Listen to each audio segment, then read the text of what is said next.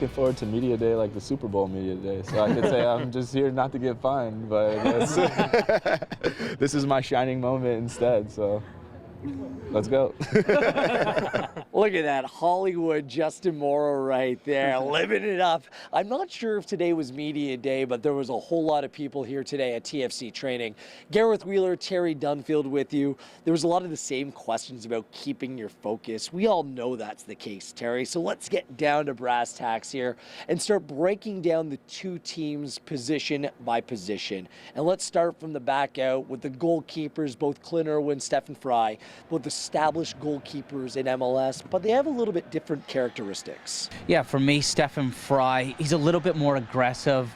He's got that save where he'll just pull claw ball out of the top corner, Yes. that unbelievable save. But on the flip side to that, he might just make a mistake, a save that he should make. He doesn't have that consistency that Clint Irwin has. Clint Irwin might not make that worldy save, but you know what you're going to get from him every game. He brings you a real calmness to the back four. Very rarely does he make a mistake.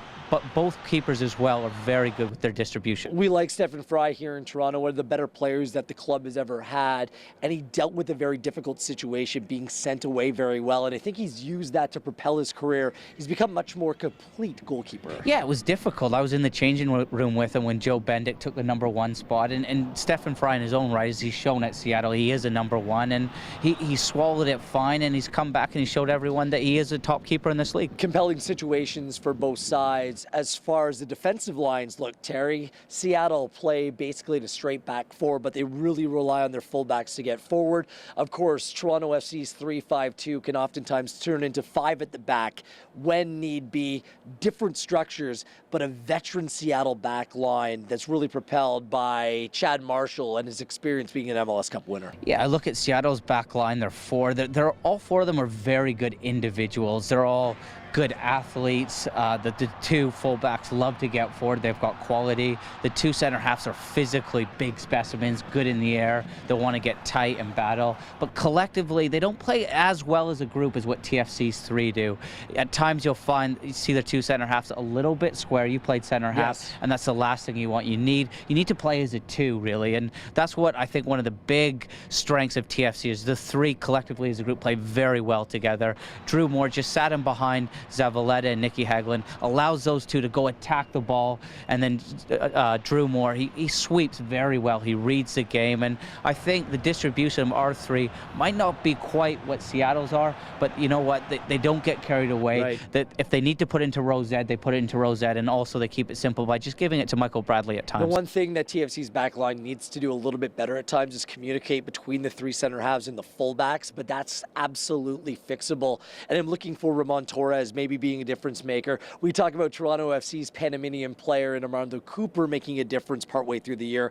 Torres comes back from a severe knee injury a year ago. He comes back in August. He's a big body, Terry, and that's a mouth-watering heavyweight matchup between him and possibly Altidore. Yeah, he's a big boy. He'll be important on set pieces. He's a monster, like you said, and that's going to be a big clash. I played against him for Canada when he was at Panama.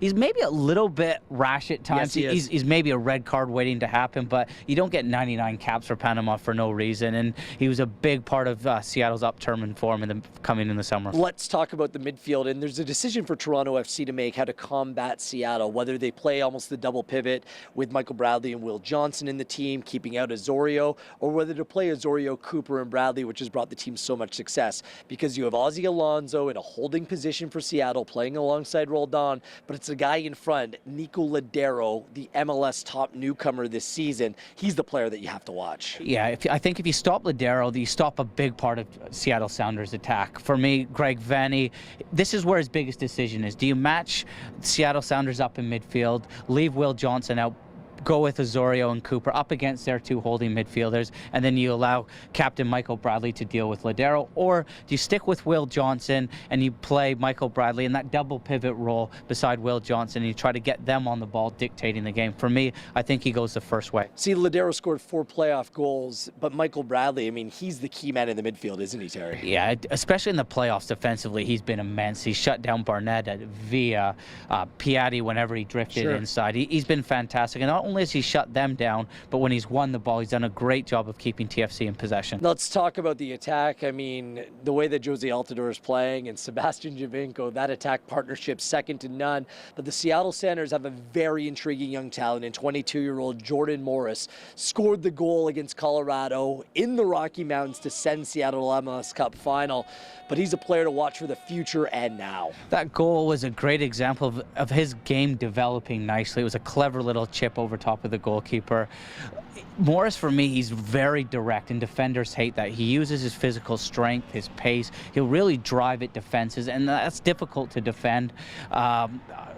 For me, also, up top, you've got Valdez. He's an experienced Paraguayan international. He's clever. His movement's good. He works his socks up top. And then on the other side, you might see Freiburg come in, Ivanišec. You've got a real blue-collarness to Seattle's front three, whereas TFC just have pure star power. You've got strength, you've got a focal point in Josie Altidore, someone who's on fire. Anytime anything in that box drops, you know it's going to be a goal. And then beside him, you've got Giovinco. And you know what? Big games like this are set up for Giovinco. And you know what? He is that X factor. He can create something out of nothing. I know we're holding the Toronto FC mic flashes, but when we break down each and every position, for me, it just favors Toronto FC, Terry, in each and every category. And that's no disrespect to the Seattle Sounders. It just speaks to the strength of TFC. Yeah, 100%. I think going into this, TFC have to be the favorites. But all the way through the playoffs, I think the Seattle Sounders don't have that star power of